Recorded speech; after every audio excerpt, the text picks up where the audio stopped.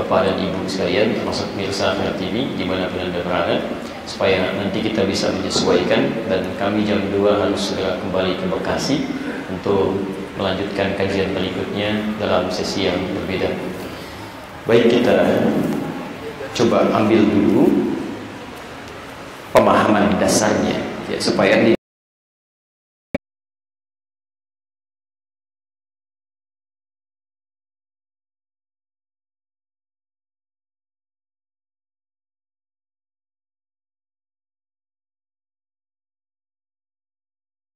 ibadah.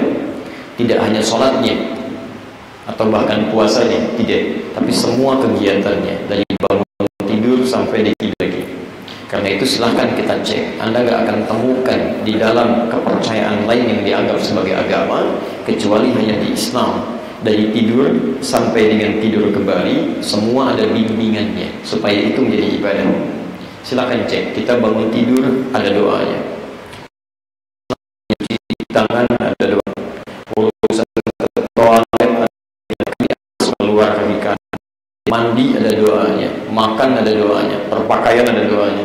Saat kita lupa doanya pun, maka Nabi mengajarkan sertakan nama Allah di dalamnya. Kullu amrin dzibalin la yubda'u fihi bismillahirrahmanirrahim fahuwa amta. Setiap perbuatan baik yang tidak disebutkan nama Allah, bismillahirrahmanirrahim, dipersingkat bismillah. Pakaian bismillah, mau tulis SMS bismillah, kan? Kemudian Anda pakai sepatu bismillah. Itu begitu Anda kerjakan, itu yang bernilai ibadah. Ya, pakaiannya nggak akan ikut sampai akhir, akan dibaca, kan? Dalam arti ke alam kubur pun tidak kita baik kita untuk pulang. Baik, bismillah, bismillah, bismillah. Lanjutnya, apa kaitan dengan asal kita? Ibadah ini terkhusus yang ritual apalagi tidak boleh dikerjakan kecuali ada petunjuknya, disebut dengan dalil. Nih, apalagi ibadah ritual, dalil ini untuk mengatur bagaimana cara menunaikan ibadah sekaligus membatasi seperti apa ibadah itu mesti ditunaikan. Ada dalil kerjakan, tidak ada dalil mudahkan kita mengerjakan ibadahnya. Karena itu para ulama mengatakan berdasar riwayat yang sampai kepada kita semua, lihat katanya, lau dalillah, tidak ada dalil berikan laqalan nasu ma yasha, maka orang akan mengatakan dan mengerjakan apapun yang diinginkan. Ingin ini lakukan, ingin itu lakukan. Jadi kalau tidak ada dalil nanti akan berantakan cara kita mengerjakan proses ibadah ini. Paham ya? Dilihat prinsip teori pertama. Ada dalil kerjakan, tidak ada dalil cukup kita tinggalkan. Dan dalam Islam cuma dua sederhana, kerjakan, tinggalkan. If'al, la taf'al, do it, leave it. Ya, jadi ini yang kerjakan, ini tinggalkan. Simpel, tidak rumit. Salat subuh kerjakan 2 rakaat, sudah jelas, jangan banyak tanya. Banyak ditanya malah susah nanti. Bahkan turun larangan, jangan bertanya pada sesuatu yang sudah jelas. Surah kelima ayat 100 sampai 101. La tas'alu asya. Ada perintah dekat-dekat ini akan kita tunaikan ibadahnya untuk menunaikan puasa di bulan Ramadan.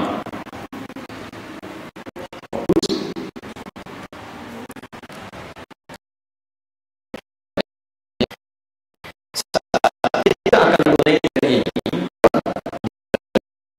Yang pertama, apa dasar dalilnya kita menunaikan puasa ini? Tidak ada dalil,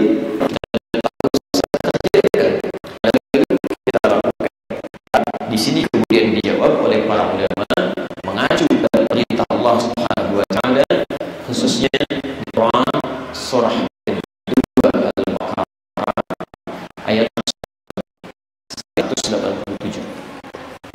Terkhusus di ayat 183-nya, posisi paling kiri sebelah atas. Di kalau nanti ada yang bertanya kenapa Anda puasa? Saya mau beribadah. Kenapa Anda karena Allah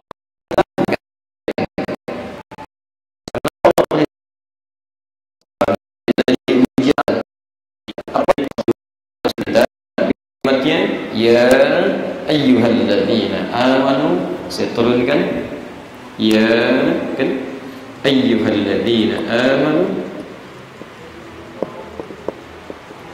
kutiba alaikumussyam. Sampai sini sudah dipahami. Kutiba alaikumussyam. Ya ayyuhalladzina amanu kutiba alaikum.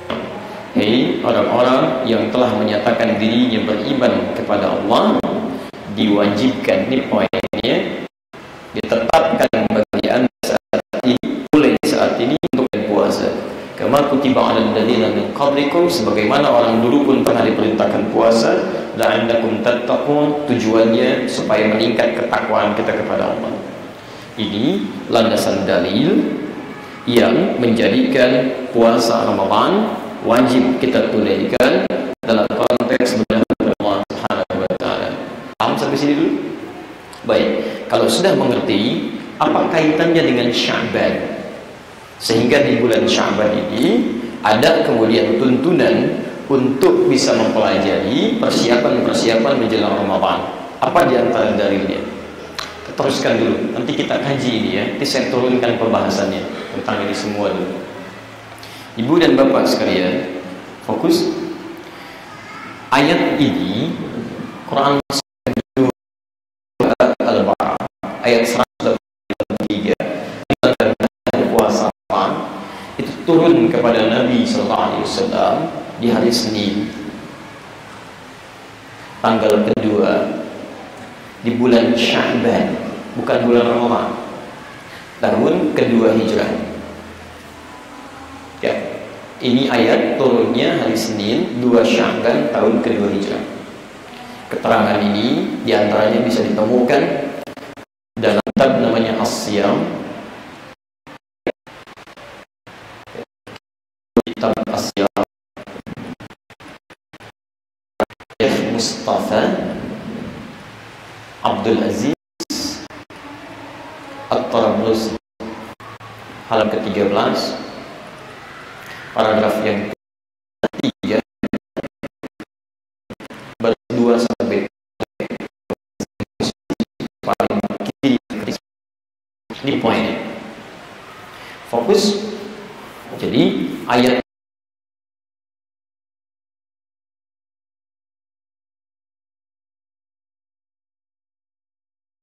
turun perintah.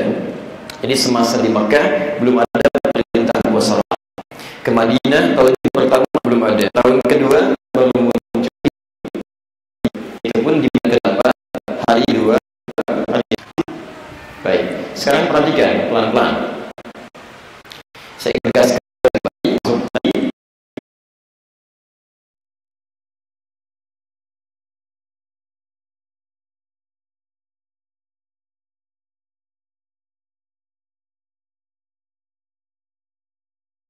لَنُوَلِّيَنَّكَ قِبْلَةً تَرْضَاهَا فَوَلِّ وَجْهَكَ شَطْرَ الْمَسْجِدِ الْحَرَامِ. Arahkan sekarang kiblatmu ke arah Masjid Al-Haram. Itu sedang sholat, turun ayat seketika berputar, diamalkan, tidak ditunda, tidak nunggu selesai dulu sholat berikutnya baru menghadap, tidak, seketika. Turun ayat zakat, khudh min amwalihim shadaqah, Quran surah 9 ayat 103, seketika zakat berlaku. Turun perintah haji dan umrah, sempurnakan, Quran surah kedua ayat 196, wa atimmul hajja wal umrah, berlaku ayatnya. Tapi ini tidak.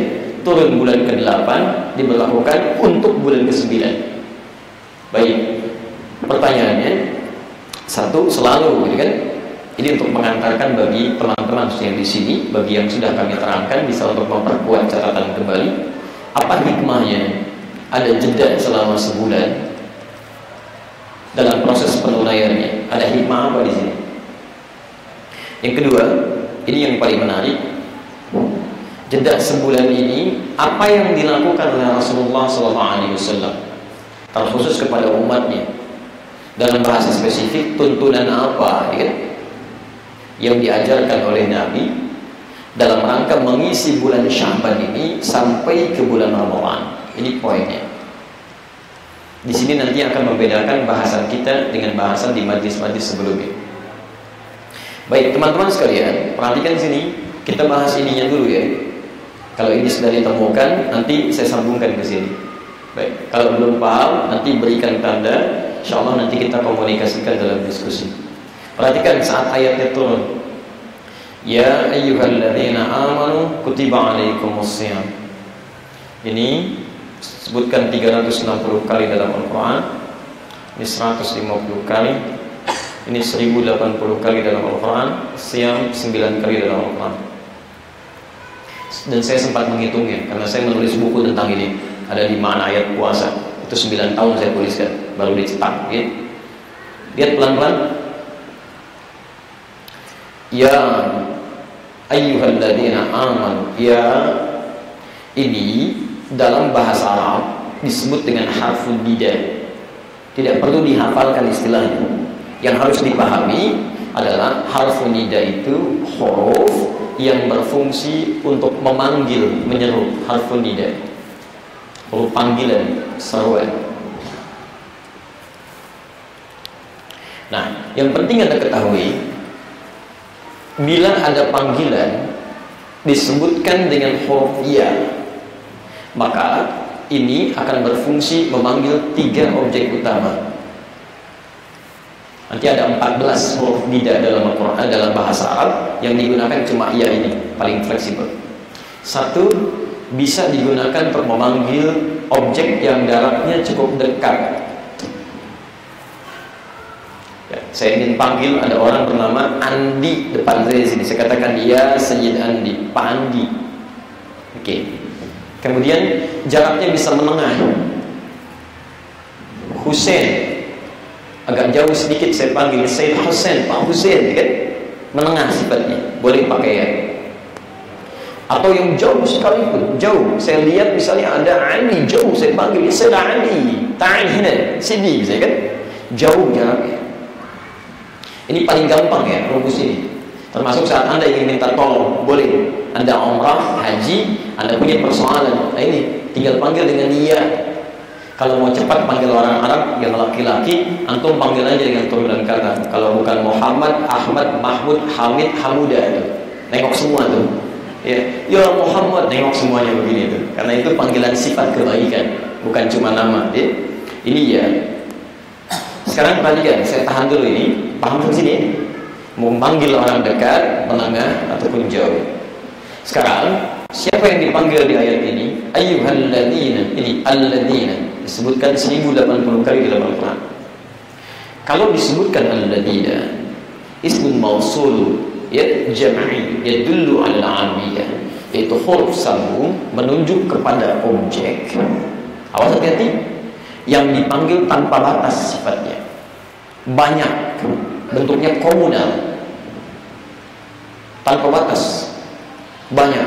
Kalau man itu panggilan personal, man personal sifatnya, walaupun gak ada batasnya, bisa laki-laki, perempuan, besar, kecil. Tapi kalau alladzina, satu semua komprehensif, holistik semuanya, di komunal keseluruhan tanpa dibedakan.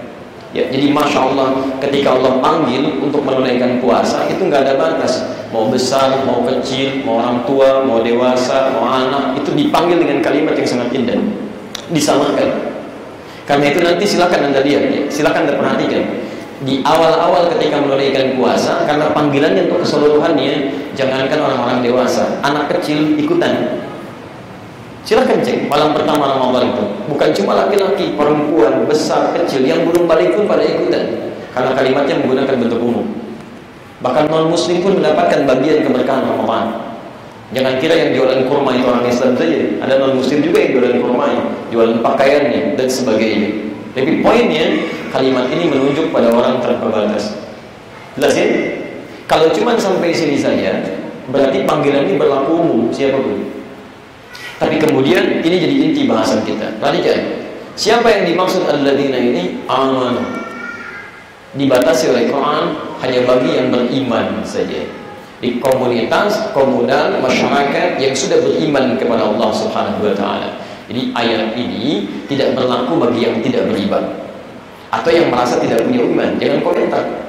Ngapain sih orang Islam mesti puasa? Maaf, ayat ini untuk yang beriman. Kalau merasa tidak beriman, jangan terpanggil dengan ayat ini. Dan gak usah ikutan komentar gitu kan, bikin capek sendiri nantinya, Anda salah masuk di situ. Kalau mau belajar, bertanya, kita jelaskan, paham ya? Di setiap ada kata yang dimulai dengan kalimat iman, itu berlaku hanya untuk yang merasa beriman saja. Kalau Anda tak beriman, ayat ini bukan untuk Anda. Jelas ya? Sekarang saya berikan satu hal yang sangat penting untuk kita ketahui. Fokus. Kalau ada huruf panggilan ini, ya, dengan 3 cara tadi, memanggil orang yang beriman, maka huruf ya ini tidak sekedar menjadi bentuk nida panggilan, tapi juga sekaligus menunjuk kadar keimanan pemiliknya dalam konteks masyarakat yang dipanggil ini. Ukuran, kadar, seakan-akan Allah ingin mengatakan demikian. Lihat kalimatnya, hei orang-orang yang telah menyatakan dirinya beriman, iman kalian belum tentu sama. Ada yang imannya sangat kuat sehingga merasa dekat dengan Allah. Ya, salat subuh 4.35 dipanggil, dia dari jam 3 sudah datang tahajud, dia berzikir, dia berdoa, belum dipanggil tuh, karena dia dekat, imannya kuat. Maka ayat ini perintah puasa berlaku bagi orang ini, termasuk yang imannya menengah, nih, biasa, tidak kuat, tidak terlampau lemah, ya. Dipanggil 4.35, dia pun bangun 4.35, dia wudu, dia sholat dan sebagainya. Puasa juga berlaku untuk Anda. Jelas? Termasuk yang merasa jauh dari Allah, sangat lemah imannya, panggil 4.35, baru bangun 5.34, kan? Belum ingat sholat, masih bikin, kan? Masya Allah, kenapa begini? Kenapa begitu? Yang dibuka urusan dunia. Ini ayat ini pun berlaku untuk orang ini. Yang paling indah, perhatikan, hei orang-orang yang telah menyatakan dirinya beriman kepada Allah, perhatikan, saya tidak peduli mau iman kalian kuat merasa dekat denganku, ya tunaikan puasa. Dengan puasa yang akan semakin lebih lekat lagi. Atau kalian merasa imannya menengah, standar, tunaikan puasa yang menengah bisa jadi kuat imannya. Termasuk Anda yang jauh dari Allah, jangan putus asa. Dekati Ramadan, bertobat, tingkatkan ibadah. Boleh jadi Ramadan tahun ini bisa membuat Anda lebih dekat dengan Allah Subhanahu wa Ta'ala. Lihat yang paling indah ya, ini cuma huruf ya. Ya ini membuka ayat perintah tentang puasa, dan cuma ada di awal ayatnya, kesannya udah gak ada lagi di awal. Jadi membuka ini terbukti kemudian setiap datang momentum Ramadan dipanggil semuanya tanpa dibedakan, yang dekat, yang menengah, yang jauh. Buktinya apa? Silakan kalau tidak percaya, awal-awal Ramadan karena dibuka dengan huruf ya, panggilannya semua itu yang gak pernah ke masjid pun pertama tuh. Gak percaya silakan. Yang gak pernah datang bahkan itu bawa mushaf Pak. Karena fitrahnya memanggil semuanya di awal. Cuma nanti itu jadi pertaruhan. Kalau panggilan ini sudah diberikan, mau dipegang, mau didalami, maka tidak hanya di awal, pertengahan pun dia meningkat sampai akhirnya. Tapi kalau ini dilepaskan karena fitrahnya cuma di awal, maka jangan heran akan mulai muncul berguguran di tengah-tengah sampai dengan akhirnya. Dan tidak mudah tantangannya. Ya. Biasanya kan suka ada kemajuan ya, pertengahan, akhir, sapnya maju gitu kan, sampai mau habis. Nah, ini bagian pertama. Karena itu, ketika ayat-ayat Quran turun, dibuka dengan kalimat iman. Ya ayyuhalladzina amanu kutiba alaikumusiyam, kutiba alaikumul qisas, aufu bil uqud. Setiap ada ayat turun menggunakan kata iman, itu demi Allah saya katakan, tidak ada satupun sahabat yang tidak gembira dengan turunnya ayat itu. Semua senang. Apalagi Ramadan, karena mereka paham bahwa di dalam isi informasi ayat ini, ketika diturunkan ada anugerah besar dari Allah Subhanahu wa Ta'ala yang akan mengangkat iman mereka di hadapan Allah Subhanahu wa Ta'ala. Akhirnya ketika ayat ini turun, Ramadan dijalani, Masya Allah, tidak ada satupun sahabat kecuali berkata, ya Allah, kenapa nggak semua hari Ramadan? Kenapa nggak semua bulan Ramadan? Kenapa nggak setiap tahun Ramadan? Saking inginnya iman mereka diangkat di hadapan Allah Subhanahu wa Ta'ala. Sahabat dekat dengan Nabi, lekat dengan Allah, ibadahnya banyak, sebagian mereka ahli surga. Diturunkan ayat tentang Ramadan, mereka katakan, ya Allah, kenapa enggak tiap bulan Ramadan aja? Antum bukan sahabat, bukan tabi'in, belum tentu dekat dengan Allah, jauh dari Nabi, surga belum ada jaminan, dikasih Ramadan, kok cepat amat ya Allah? Barangkali ada hal-hal yang mesti kita lihat lagi pada diri kita, apa penghalang gitu. Kemudian apa yang bisa meningkatkan iman kita itu? Apa perintahnya yang bisa meningkatkan kita dengan Allah Subhanahu wa Ta'ala? Baik, kutiba alaikumusiyam, Baik, mulai saat ini diwajibkan bagi Anda menunaikan siam. Terjemahkan dengan puasa. Saya sedikit lebih cepat karena ini sudah banyak saya uraikan tentang kalimat ini, sehingga bisa mengantarkan pada bahasan kita saat ini. Bapak dan Ibu, kewajiban menunaikan puasa ini, kata puasanya diungkapkan dengan kata siam. Dalam bahasa Arab, termasuk di Quran, kata puasa ini sering diungkapkan kadang dengan siam, kadang dengan saum, gini. Disebutkan ini sekali dalam Al-Quran. Quran surah ke-19 ayat 26, posisi paling kanan sebelah atas. Faquli inni nazartu lirrahmani sawma. Ini kisah tentang Maryam. Saya tegaskan sebentar, jika disebutkan kata saum, ini berarti yang dimaksudkan konteksnya imsak, menahan, dalam arti yang luas. Jadi semua makna yang tercakup dalam kata menahan itu bisa disebut dengan saum, apapun itu. Puasa menahan bukan? Menahan ya, tahan lapar, tahan minum, kemudian tahan syahwat, tahan segalanya. Maka itu puasa bisa disebut dengan saum. Benar kalau Anda katakan saya sedang saum hari ini, boleh. Tapi juga penting digarisbawahi bahwa kata saum ini mencakup semua makna yang disebut dengan menahan. Saya sekarang mau menahan untuk makan, tapi masih minum, itu saum. Yang penting nahan apa saja. Ya. Karena itu ketika Maryam melahirkan Isa alaihissalam, sedangkan beliau tidak pernah disentuh laki-laki manapun, ngandung, melahirkan tanpa pernah disentuh laki-laki manapun, lalu kemudian akan kembali kepada keluarganya, ke kampungnya, ada kegundahan dalam jiwanya. Saya kalau pulang bagaimana nih? Orang-orang bertanya, itu anak siapa? Kalau saya bilang anak saya yang saya lahirkan, orang mencoba lagi. Kamu suaminya siapa? Kapan nikahnya? Kau sudah punya anak? Maryam dalam kebimbangan itu mengadu kepada Allah, memohon petunjuk. Maka turunlah kemudian jawaban dari Allah Subhanahu wa taala, diabadikan di Quran surah 19 ayat ke-26. Faquli, kata Allah, yakinkan pada dirimu, inni nadartu lirrahmani shawma. Saya sedang saum pada Allah Rabb yang Maha Penyayang. Apa saumnya? Cukup Maryam, falan ukallimal yawmal insiyya. Falan ukallimal yawmal insiyya. Saya nggak akan bicara hari ini pada siapapun. Jadi kalau pulang bawa bayi, diam aja. Nanti kalau ditanya itu bayi siapa, tunjuk aja begini. Kamu yang melahirkan, tunjuk aja begini. Gak usah bicara. Dan bayinya yang akan bicara. Nanti Anda bisa baca di ayat 31 sampai 33-nya. Qala inni Abdullah, saya adalah hamba Allah, kan? Terus Nabi Isa di antara mukjizatnya bisa berbicara sejak dilahirkan. Ya, di antara mukjizat membedakan ini Nabi dengan manusia biasa. Tapi apa kesimpulan utama di ayat ini? Ayat ini ingin menerangkan bahwa kata saum tidak hanya diartikan secara pengertian syariat, tapi boleh dipahami secara umum. Nahan bicara, boleh Anda katakan saya sedang saum. Ya, suami istri ketemu, mama kok diam aja? Mama sedang saum, nggak mau bicara sama papa. Masya Allah. Kok itu bicara? Contoh Pak. Masya Allah ya. Baik ya. Ini saum. Tapi kalau Anda mendapati kalimat siam ini secara linguistik, redaksi itu menunjuk kepada makna puasa dalam pengertian syariat. Ini poinnya.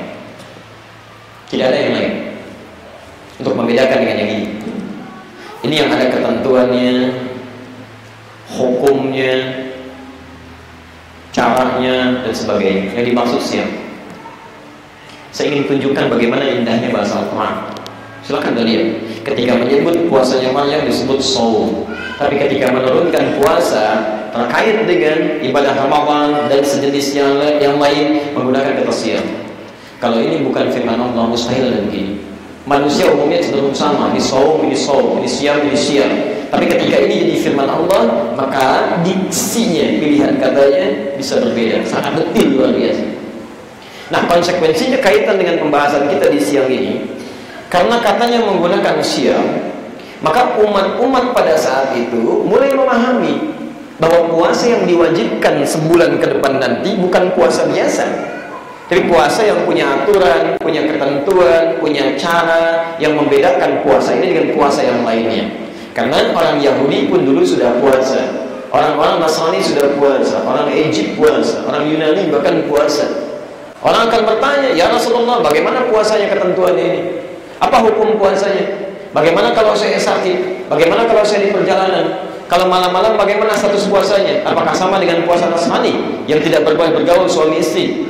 Kemudian kalau siangnya seperti apa? Apakah seperti puasa Nabi Daud? Maka nanti turun ayat-ayat selanjutnya 184 tentang orang sakit, berapa lama puasanya, tentang orang safar, orang yang tak mampu, 185 penegasan hukumnya, cara bersyukurnya, 186 tentang mengisi Ramadan dengan ibadah dan doa, 187 tentang amalan di malam harinya. Kapan menerangkan ini?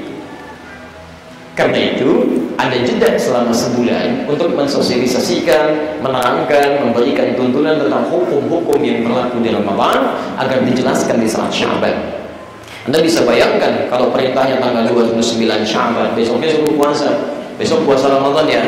Awas, 30 hari berturut-turut, tidak boleh batal. Malamnya tunaikan sholat, kerjakan begini, begitu. Orang lelah, tidak siap dia.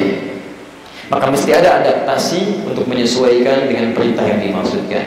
Nah, yang ingin saya sampaikan dalam jeda 1 bulan inilah kemudian diterangkan hukum-hukum, cara-cara menunaikan puasanya, termasuk praktek tuntunannya, sehingga mudah saat akan memasuki Ramadan yang akan menjelang. Sekarang sunnah bagi kita lah untuk mengeluarkan bahasan-bahasan itu di bulan Sya'ban, sehingga dengan mengikuti tuntunan sunnah ini, ketika Anda masuk Ramadan, kita sudah tidak sibuk membahas hukum lagi. Sudah selesai, langsung ibadah, tinggal jalani puasanya. Itu manhaj yang benar dari Nabi ya. Jadi sekarang suka agak tertukar gitu kan. Begitu Anda masuk Ramadan masih membahas hukum, coba cek gitu ya. Saya suka bingung gitu. Saya 5 tahun nih, ini berapa kali saya sampaikan kalimat ini. Saya 5 tahun di Indonesia kurang lebih sampai saat ini. Itu setiap tahun bertemu Ramadan sampai 4 yang kemarin itu selalu ada pertanyaan yang sama yang berulang, seakan-akan nggak pernah selesai. Ustaz, apakah setelah tarawih boleh tahajud lagi? Kalau tahajud apakah witir lagi atau tidak? Kemudian Ustaz, tarawih yang benar itu 11 atau 23? Kalau 11 443 atau 22221 atau 22223? Ustaz, bagaimana kalau status sahurnya? Apakah imsaknya itu bersamaan dengan azan atau sebelumnya? Masya Allah, Ustaz, nggak pernah selesai. Dan tiap tahun selalu sama gitu kan. Kenapa nggak pernah tuntas? Nah, jadi akan lebih baik kalau itu dikeluarkan dulu, dibahas dulu, sehingga ketika masuk Ramadan tuntaslah semua persoalan itu, tinggal kita nyaman menjalani ibadahnya. Paham kan sih? Baik, untuk proses tuntunannya sudah saya sampaikan, termasuk tadi pagi di An-Nur di Tanah Kusir. Sekarang kita bahas hukumnya. Bagaimana hukum-hukum terkait dengan puasa? Apakah setiap orang ditunaikan puasa yang dimaksudkan atau terbatas bagi kalangan-kalangan tertentu saja? Untuk memudahkan, saya bawa buku ini, sangat bagus buku ini. Ini namanya As-Siyam namanya, ya, nama kitabnya. Ini bagus sekali Bu. Ini jarang di dunia didapatkan. Saya dapat di Libya kitab ini. Ini merangkum kitab-kitab para ulama, dibuat dalam sajian yang sangat sistematis, ya. Dan tidak terlampau banyak juga halamannya, ya. Ini 142 halaman kalau khair, ya. Insya Allah ini masih asli ya. Anda sehari 2 hari baca nggak banyak, 142 halaman, masih bahasa Arab, ya. Kita coba pahami insya Allah. Kita mulai saja ya, supaya waktu kita lebih efektif. Saya 1 jam ke depan harus sudah mulai pamit. Kita teruskan dulu. Bismillah. Kita mulai yang pertama, syurut as-siyam. Hati-hati ya, syarat-syarat menunaikan puasa. Anda yang tertinggal bahasan tentang tuntunan ibadah di bulan Sya'ban, contoh nabinya, nanti silahkan lihat tayangan kami sebelum ini di Akhir TV ya. Sekarang supaya bahasan kita tidak sama dengan yang lain, supaya saling melengkapi, kita bahas tentang hukumnya. Baik. Lis-shawmi fardan aw naflan syartu wujubin faqat wa syurutu sihhatin faqat wa syurutu wujubin wa sihhatin ma'an. Bila ada orang yang hendak menunaikan puasa, baik puasanya Ramadan seperti yang tadi dijelaskan ayatnya, atau bahkan puasa sunnah, maka ada syarat-syarat yang penting untuk diketahui. Awas ya, kalau ada syarat berarti ibadah ini diikat dengan ketentuan, tidak semuanya diperkenankan mengerjakannya. Baik kan? Ibadah ini tidak mengikat keseluruhannya. Awas hati, nanti ada ibadah yang sifatnya fisik, ada ibadah yang sifatnya harta, ada ibadah yang menggabungkan antara fisik dengan harta. Ibadah fisik, sholat. Sholat ada ketentuan, ada syarat, ada rukun. Jadi kalau kita memenuhi syarat dan rukun, belum berlaku kewajibannya. Yang kedua, ibadah harta, zakat. Zakat ada ketentuan. Kalau belum sampai ke ketentuan ini, Anda belum tentu harus zakat, belum wajib zakat. Ya. Kalau belum nisab, belum haul, silakan, belum berlaku kewajibannya. Ada gabungan di antara keduanya. Haji. Haji itu ibadah fisik dan harta. Anda fisik kuat, tapi harta tidak ada, jangan maksa. Bukan mengangkat haji, tidak bisa bayar. Kalau harta ada, kemampuan fisik tidak ada. Nah itu juga disesuaikan. Bagaimana bisa mendapatkan pertengahannya. Sekarang puasa, apa syaratnya? Apa kemudian ketentuan yang mengikat di dalamnya? Pertama, ada yang disebut dengan syarat wajib. Syarat wajib.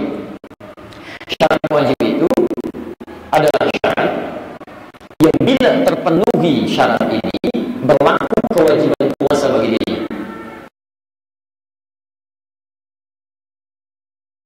Pertama, ada yang disebut syarat wajib, yaitu ketentuan atau syarat yang bila terpenuhi ketentuannya berlaku kewajibannya. Jadi kalau Anda tidak memenuhi unsur persyaratan ini, maka puasa tidak berlaku wajib untuk kita. Kewajibannya tidak ada. Baik, syaratnya ada dua. Ada dua. Satu, huma itsnain. Ada dua syaratnya. Satu al-bulugh, sampai pada masa baligh. Al-bulugh sampai pada masa baligh. Ya. Kita sudah pahami tanda-tandanya. Laki-laki sudah mulai bermimpi, kan? Atau nalarnya semakin matang, perempuan sudah tiba masa haidnya, maka masuk dalam kategori baligh. Jadi kalau sudah masuk baligh, berlaku kewajiban puasa, sudah wajib dia. Hati-hati, sudah wajib. Mohon izin, tolong dicek anak-anaknya, pulang ke rumah cek sudah balik belum. Kalau dia masuk balik di tahun ini, maka Ramadan wajib bagi dia tunaikan tahun ini. Kalau dia bolong-bolong, maka mohon maaf. Nah, itu nanti persoalannya diganti di hari berikutnya setelah Ramadan.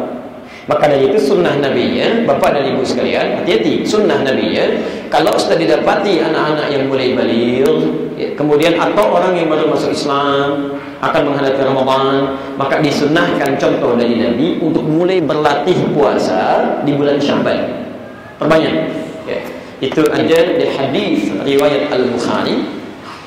Sunnah itu hadis 1833, termasuk di hadis riwayat Muslim dengan redaksi substansi yang sama, hadis 1956 dari Sayyidah Aisyah radhiyallahu taala anha. Sedikit agak berbeda redaksinya, tapi substansi yang sama. Hadis riwayat An-Nasa'i dari Usama bin Zaid. Kalau punya kitabnya boleh dibuka juz yang ke-6, halaman yang pertama, 1, nomor hadis 2357. Ini petunjuk ya. Saya bacakan yang di Al-Bukhari dengan di Muslim itu yang bisa dituliskan. Al-Bukhari nomor hadis 1833, hadis Muslim nomor hadis 1956 ya. An Aisyah radhiyallahu taala anha, hadis riwayat Sayyidah Aisyah semoga Allah ridai kepada beliau, qalat, saya langsung ke ujungnya saja ya. Qalat bermakna, ma ra'aitu Rasulullah sallallahu alaihi wasallam istakmala siyamahu illa Ramadan. Saya enggak pernah lihat Rasulullah sallallahu alaihi wasallam menyempurnakan puasa selama sebulan kecuali Ramadan saja. Wa yakthuru siyamahu minhu illa Sya'ban. Dan saya tidak juga melihat beliau memperbanyak puasa sunnah kecuali di bulan Sya'ban. Banyak menunaikan puasa sunnah. Perhatikan korelasinya. Ketika beliau menyebutkan Ramadan, beliau sandingkan dengan Sya'ban. Padahal di Al-Muharram ada puasa, di Dzulhijjah ada puasa 9 hari pertama. Kemudian di Dzulqa'dah ada puasa, di Rajab ada puasa. Tapi ini menyandingkan antara Ramadan dengan Sya'ban sebelum Sya'ban. Ini disebut sempurna 1 bulan. Yang ini memperbanyak. Perhatikan pandangan para ulama ketika mengomentari hadis ini. Di antara mereka ada yang mengkorelasikan. Disebutkan contoh Nabi SAW memperbanyak puasa di bulan Sya'ban, kemudian disandingkan keterangan dengan Ramadan, seakan-akan memberikan isyarat, sinyal bahwa ada sunnah memperbanyak puasa di bulan Sya'ban untuk membiasakan sehingga bisa beradaptasi nanti dengan kewajiban puasa Ramadan ketika tiba pada waktunya. Bahkan kalimatnya perhatikan. Saya mau tanya tadi, saat turun perintah puasa kan di bulan Sya'ban kan? Hari Senin tanggal 2 ya. Baik, apakah saat ayat itu diturunkan semua sahabat Nabi orang Islam sudah terbiasa puasa? Belum tentu. Silakan cek. Belum ada kewajiban sebelumnya. Ada yang puasa Senin, ada yang Senin Kamis, ada yang Asyura, ada yang Ayyamul Bid. Ya, dan tidak sedikit yang belum terbiasa untuk puasa. Turun ayat di bulan Sya'ban, ada jeda di situ. Maka ketika Nabi mencontohkan banyak puasa, mudah bagi Nabi untuk langsung puasa di bulan Ramadan. Tapi ketika beliau praktekkan, itu memberikan gambaran supaya Sya'ban kita mulai berlatih, secara biologis tubuh kita menyesuaikan, adaptasi mulai berjalan, masuk ke Ramadan sudah lancar puasanya. Makanya saran ini boleh kita praktekkan bagi anak-anak kita, misalkan yang boleh balik. Sekarang Sabtu tanggal 9, nanti Senin tanggal 11, hari Senin. Ayo satu keluarga aja puasa sunnah, sekeluarga. Ya, ibu yang tengah masa libur haidnya juga tahan dulu misalnya makannya, cari waktu tertentu supaya dihidupkan di rumahnya, anak-anak mulai belajar. Ya, barangkali dia belum pernah puasa selama hidupnya. Ya, atau coba-coba misalnya kan, maka latihan di bulan Sya'ban. Hari pertama misal, Masya Allah, dia nggak bisa sampai kepada maghrib. Ya, misal dia sampai kepada zuhur misalnya, nggak apa-apa, latihan hari pertama untuk membiasakan. Lalu Anda berikan apresiasi. Ade, Masya Allah ya, sudah bisa puasa sampai dengan zuhur. Mama dulu waktu seusia Ade nggak bisa begitu, paling cuma sampai jam 10 udah nggak kuat, kan? Bisa sampaikan sehingga dia termotivasi. Mah, besok puasa lagi ya, kakak insya Allah juga sampai asar, Masya Allah, gitu kan? Alhamdulillah. Hari berikutnya dia teruskan asar, teruskan hari berikutnya, detik-detik mau ke maghrib, sampai terbiasa maghrib terus, dan difastabiqul khairat kan. Quran surah kedua ayat 148. Ya, fastabiqu wa likulli wijhatin huwa waliha. Fastabiqul khairat. Setiap orang punya orientasi yang beda-beda. Silahkan itu dipertandingkan dalam kebaikan. Mungkin di rumah Anda ada yang senang hafalan Quran, ada yang qiraatnya, ada yang senang tahajudnya, ada yang macam-macam. Hidupkan suasana rumah dengan saling berlomba dalam kebaikan. Ayo hidupkan. Sehingga ketika sampai selesai bulan Sya'ban, masuk Ramadan, dia sudah mulai terbiasa, adaptasinya lancar. Itu poinnya. Termasuk yang baru masuk Islam dan sebagainya, maka Ramadan kali ini bukan latihan, tapi sudah kewajiban. Jadi kalau nanti misalnya bocor di pertengahan, maka diganti di kesempatan yang berikutnya. Paham di sini? Baik, ini syarat pertama balik. Fala yajibu siyamu 'ala as-sabiyyi hatta yablugha. Maka bagi anak-anak yang belum balik, tidak mengikat kewajiban ini bagi anak untuk puasa. Hati-hati ya. Awas, hati-hati. Ada tidak helikopter nggak akan berubah hukumnya. Baik, lihat fokus. Fala yajibu siyamu 'ala as-sabiyyi hatta yablugha. Karena itu anak-anak yang belum balik tidak berlaku, tidak mengikat kewajiban puasa baginya. Artinya apa? Kalau ada anak belum balik, jangan dipaksa puasa. Ya Allah, Rasul nggak maksa. Bapak ibu Allah, bukan Rasul, bukan Nabi, bukan maksa. Aneh. Ya, jadi Allahnya nggak maksa. Kalau pengen berlatih, silahkan, nggak ada masalah. Ikutan, tapi jangan dipaksa. Adik, puasa ya nak ya. Jadi anak soleh, Masya Allah kan. Padahal belum balik, 6 tahun, 7 tahun. Boleh menyarankan, silahkan. Tapi jangan dipaksakan. Tiba-tiba dia jam 5 minta buka. Ma, aku buka ya, aku udah gak tahan. Jangan sayang, tahan ya, tahan 1 jam lagi. Masya Allah, gak usah ditahan, bukanya. Walaupun itu saat Ramadan, bukanya gak apa-apa. Puji dia, puji. Alhamdulillah ya Allah, dititipkan anak kepada mama, anak yang baik, anak ayah yang saleh, sudah mau latihan puasa ya. Nanti Ramadan berikutnya saat balik, ada sampai maghrib ya. Alhamdulillah, sampai Isya juga kuat kok. Jangan terlampau soleh sampai maghrib aja. Baik. Karena ada ya aliran yang lebih soleh daripada Nabi, bukannya Isya. Ada sampai hari ini. Itu sebagian sekte Syiah itu bukannya Isya itu. Ada, dia menafsirkan ayat "Tsumma atimmus siyama ilal lail." Quran surah kedua ayat 187. Lalu sempurnakan puasa sampai malam. Dia pahami malamnya Isya di situ. Jadi kalau Anda misalnya ada kawan berkunjung atau sedang ada acara Ramadan, maghrib dia belum mau buka, mundur-mundur begitu Isya dia makan, nah itu sebagai aliran dari Syiah. Baik ya? Ingat di situ ada ilah itu muqaddimah itu syai', awal dari sesuatu, bukan hakikat syai', bukan pada waktunya. Kata Quran ilal lail muqaddimatul lail, bukan lailnya, muqaddimatul lail itu maghrib. Makanya Nabi mencontohkan, nabinya aja maghrib, antum bukan Nabi sampai Isya, lebih soleh daripada Nabi kan? Nah, jadi di sini saya kembalikan bahwa mohon maaf, kewajiban puasa diikat dengan sifat bulu. Baligh berlaku, tidak baligh jangan dilakukan. Atau kalau ingin menjadi pelajaran boleh tapi tidak dipaksakan. Jelas di sini? Baik. 2. Al-Qudrah memiliki kemampuan untuk menunaikannya. Adanya kemampuan. Jadi kalau kemampuan dipastikan sempurna untuk mengerjakan, berlaku hukum menunaikan ibadah puasa. Fala yajibu siyamu 'ala al-'ajiz min maradin aw ghairi. Maka tidak berlaku hukum ini bagi orang yang nggak bisa puasa, Pak. Ya, maka ketika dia, mohon maaf, dibuktikan secara medis tidak mampu menunaikan puasa, maka gugur kewajibannya. Bisa disebabkan karena penyakit, maaf. Ada yang sudah ada penyakit terkait dengan usia, penyakit tertentu yang memang nggak bisa ini puasa, maka gugur hukumnya dia untuk menunaikan puasa, tapi diganti nanti dengan ibadah lain yang pahalanya bisa senilai kebaikannya. Ada di Quran surah kedua ayat 184, posisi paling tinggi sebelah atas. Ayyaman ma'dudat, puasa itu tunaikan di hari-hari yang telah ditetapkan. Faman kana minkum maridan aw 'ala safar fa'iddatun min ayyamin ukhra.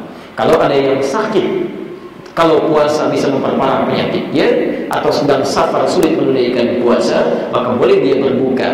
Kalau yang ini, walaupun dia gugur pada saat Ramadannya karena hal tertentu, tapi dia mesti qada mengganti. Fa'iddatun min ayyamin ukhra. Di hari lain dia ganti. Tapi ada orang yang wa'alal ladzina yutiqunahu fidyah ta'amu miskin. Ada orang yang sama sekali gak bisa. Ya, sulit, secara medis gak bisa nih, dipaksakan dia susah. Maka orang ini tidak boleh dipaksakan, dia harus langsung saja mengganti dengan fidyah namanya, tebusan. Ya. Bagaimana fidyahnya? Ta'amu miskin. Dia beri makan satu orang miskin setiap dia tidak puasa. Dalam riwayat yang lain dibaca dengan jamak ta'amu masakin. Bisa diberikan ganti puasanya tidak hanya satu orang miskin, boleh kalau pengen lebih, silakan. Ya. Misal Anas bin Malik. Anas bin Malik itu termasuk sahabat yang membantu Nabi, 10 tahun membantu Nabi sallallahu alaihi wasallam. Di beliau ketika Nabi hijrah ke Madinah, diajak oleh ibunya menghadap pada Rasulullah, kata ibunya, "Ini anak saya termasuk cekatan, tolong terima menjadi pembantu Anda." Maka diambil oleh Nabi, Nabi paham ini maksudnya belajar di rumah Nabi, kan? Maka dilakukan oleh Nabi SAW selayaknya mudi, anak dan sebagainya. Masya Allah, kesaksian beliau ketika ditanya oleh para sahabat, apa yang engkau dengar dari lisan Nabi selama membantu Nabi? Kata Anas, saya tidak pernah mendengar satu kalimat pun kecuali Anas, apa yang bisa saya bantu? Masya Allah, Anas, apa yang bisa saya bantu? Makan selesai, bersihkan sendiri, ada yang copot sabun sendiri, enak jadi pembantu Nabi itu, pengen juga kita. Apa yang bisa saya bantu? Anas. Baik, ketika beliau sudah sepuh, tidak bisa sama sekali puasa, maka setiap hari beliau berikan fidyah 30 orang miskin. Silakan sesuai dengan kemampuan. Tapi catatan hati-hati. Fidyah ini saya sekalian bahas ya. Cara mengeluarkannya yang pertama, ukuran itu ukuran kadar makan kita dalam sehari. Misal Anda 3 kali makan dalam sehari. Nah, kadar Anda makan dalam sehari itu berapa? Itu bisa beda dengan yang lain. Jadi nggak bisa dinilai sama. Ada kadar makan di rumah tertentu misal cuma 50.000 dalam sehari. Maka Anda keluarkan dalam bentuk itu. Bisa dalam bentuk uangnya, atau Anda lebih bagus berikan sembakonya. Ya, karena bahasanya ta'amu miskin, memberi makan, akan lebih baik dalam bentuk makanan. Ya, kalau sudah jadi silakan. Atau misalnya bahan, silakan sembako senilai dengan itu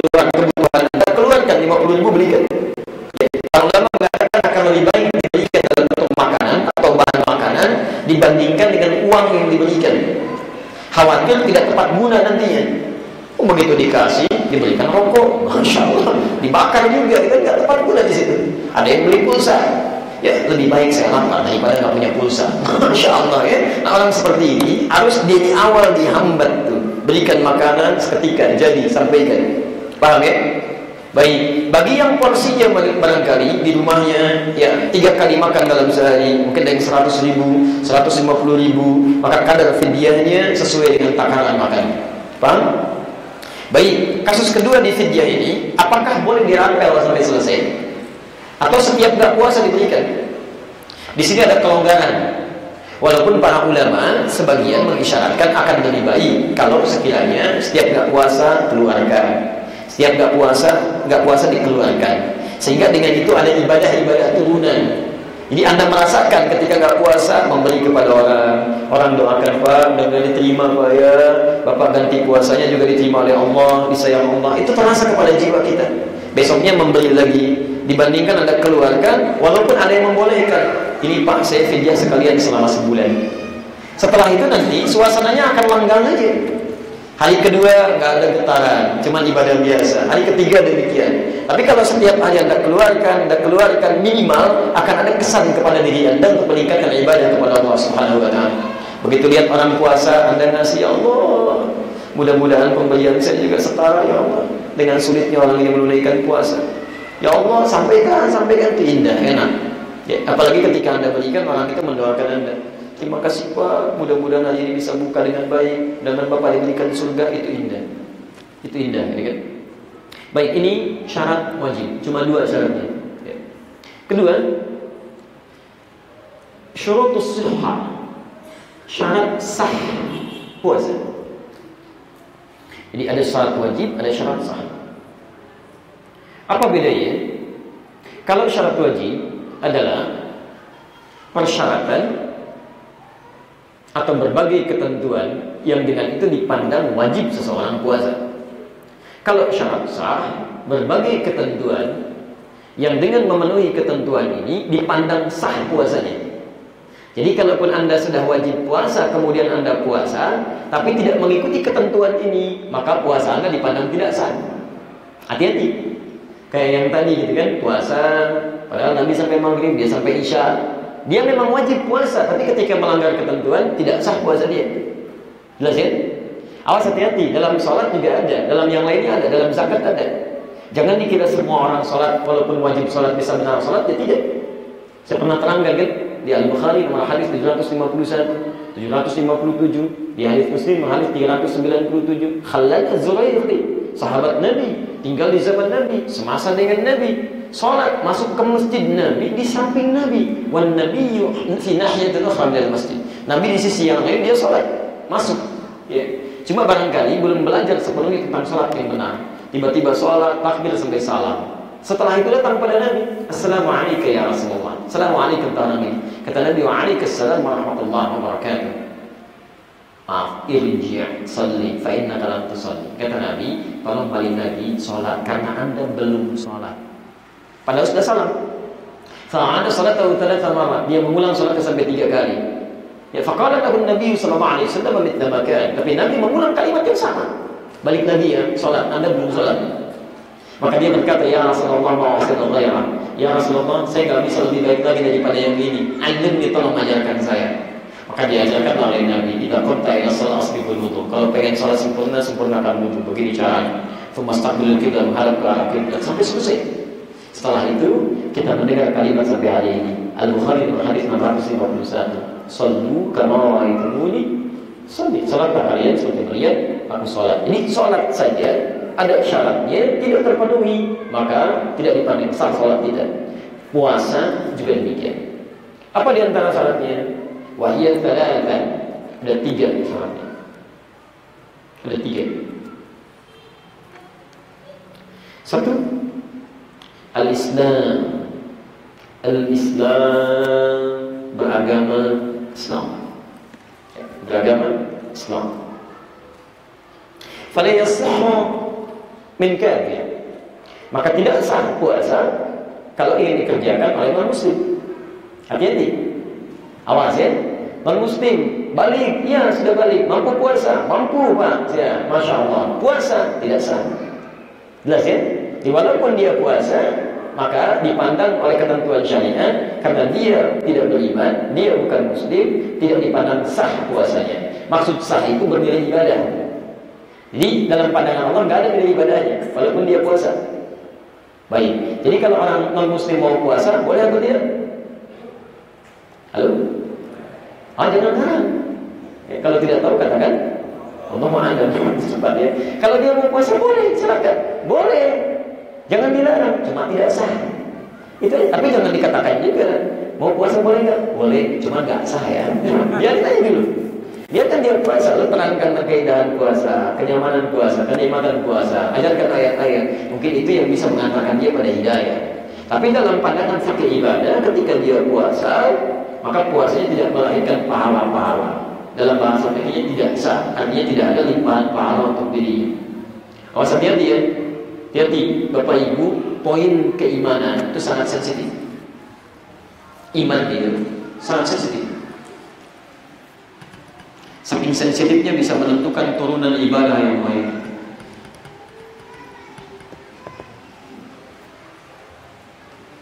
Dan non-muslim bangun masjid, kan?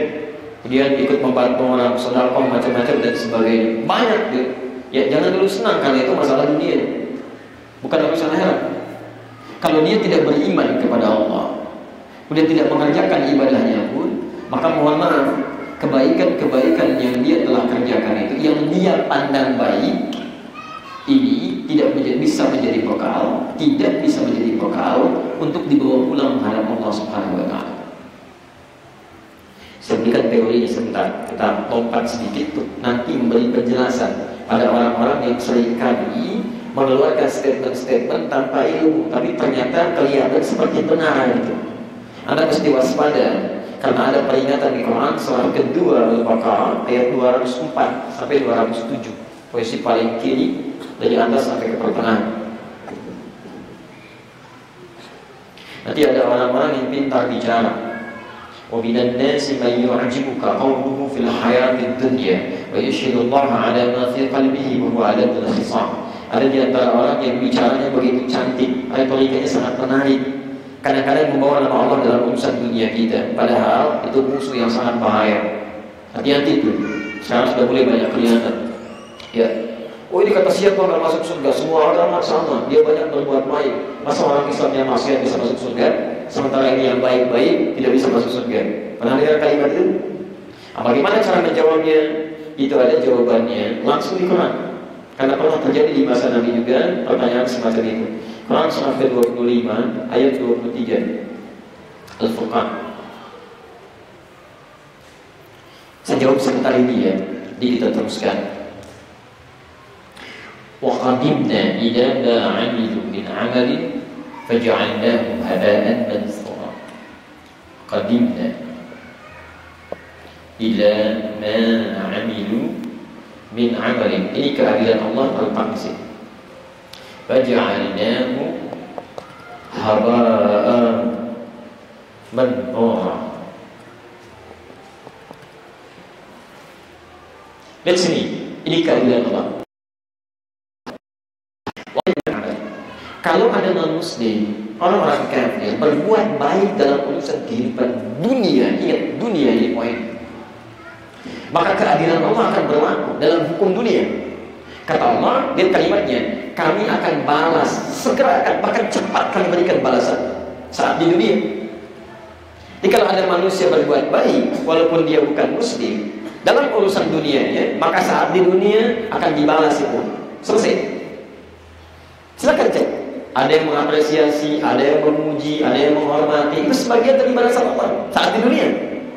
Ya, bahkan ada yang mendoakan supaya dapat hidayah, kan? Baik, itu bagian cepat, adil Allah. Anda berbuat urusan dunia, saya kasih urusan dunia. Tapi persoalannya, pekerjaan Anda ini tidak disiapkan untuk menjadi bekal akhirat. Ya, karena beda antara bekal akhirat dengan bekal dunia, itu lain. Ini dunia punya bekalnya sendiri untuk hidup, akhirat punya bekalnya sendiri untuk hidup. Bekal dunia nggak bisa dibawa pulang ke akhirat, karena beda. Contoh, bekal akhirat itu ibadah. Bekal dunia sifatnya materi dalam bentuk ikhtiar. Misal, Anda bekerja untuk apa? Untuk makanan, dapat makan, untuk berpakaian, dari kebutuhan yang pokok primer sampai sekunder sampai tersier, beli handphone macam-macam dan sebagainya. Perhatikan, rumusnya bagaimana supaya handphone ini bisa bernilai menjadi bekal akhirat. Karena handphonenya sendiri benda dunia, nggak akan ikut ke akhirat. Jangankan di akhirat, ke alam kubur dia nggak akan ikut. Silahkan Anda cek sampai hari ini. Ada orang mau meninggal, wasiat handphonenya dimakamkan sekalian. Bapak tolong ya Pak, ini kan handphone paling halal. Pertama kali Mama beli ini. Tolong kalau meninggal sekalian dikumpulkan dengan handphone dia. Kalau kangen di sekolah aja, akan nyambung. Yang jadi bekal pulang itu bukan handphonenya. Yang jadi bekal pulang, Bismillah, Assalamualaikum, Bismillah, bikin status hari ini. Waktu sholat wilayah Pondok Labu, duhur jam sekian, asar jam sekian, maghrib jam sekian, isya sampai dengan subuhnya. Status Anda dilihat orang-orang pada sholat. Itu yang jadi bekal ibadah. Itu yang pulang ke atas. Bismillah, berpakaian. Itu yang pulang. Bismillah, minum. Minumannya nggak akan ikut. Keluar lagi bahkan dalam bentuk yang kotor.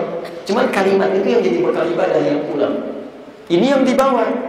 Nah, orang-orang ini ketika berbuat kebaikan saat di dunianya, walaupun dia bangun masjid, bangun macam-macam dan sebagainya, dibalas saat di dunia. Ada yang mengagungkan, ada yang menghormati sesuai dengan niatnya masing-masing. Tapi karena itu tidak dilandasi dengan nilai iman, dia nggak bersyahadat, dia gagal satu di sini. Maka semua itu tidak terbawa menjadi bekal akhirat. Karena itulah ketika bekal dunianya mau dibawa, tinggal kata Allah, lihat semua kebaikan ini di dunia dia menjadi bekal, tapi di akhirat haba'an manthura, jadi debu yang berterbangan. Dan ini indah bahasa Quran. Kalau debunya nempel masih jadi imam, tapi kalau debunya terbang, bagaimana imamnya? Sayang ini perlihatkan pada mereka, lihat kamu karena ada iman dulu kan bekal. Nanti kalau ada orang-orang bertanya, kita bisa jelaskan seperti ini. Karena dia kurang bekal. Kalau dalam bahasa dunia sederhana, ada ujian, ada 5 soal, kan? Semuanya harus lulus. Anda 4 soal jawab, 1 salah, lulus kan? Tidak adil kan? Anda punya ujian 5 dari Allah, Islam. Ya, yang 4 Anda ikutan, Masya Allah. Dia ikut sholat, dia ikut puasa, dia ikut zakat, pengen nyobain haji, walau nggak bisa masuk kan? Tapi dia nggak mau syahadat, dia nggak bisa. Dan hati-hati. Kadang-kadang yang sensitif itu hanya ditentukan dengan kalimat, dengan perkataan. Ada banyak dalam Islam hal-hal yang penting ditentukan dengan kalimat. Bukankah Anda melihat orang masuk Islam dengan kalimat asyhadu an la ilaha illallah, dengan itu gugur dosa masuk Islam?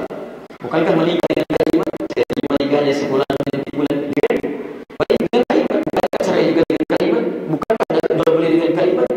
Hati-hati, karena sekarang ada orang berusaha menyesatkan kalimat-kalimat. Semua masalah dengan iman, coba dia kalimat selamat, coba kalimat tanya apa-apanya. Selamat ya, selamat ini, selamat itu dan sebagainya. Hati-hati, syahadat juga kalimat.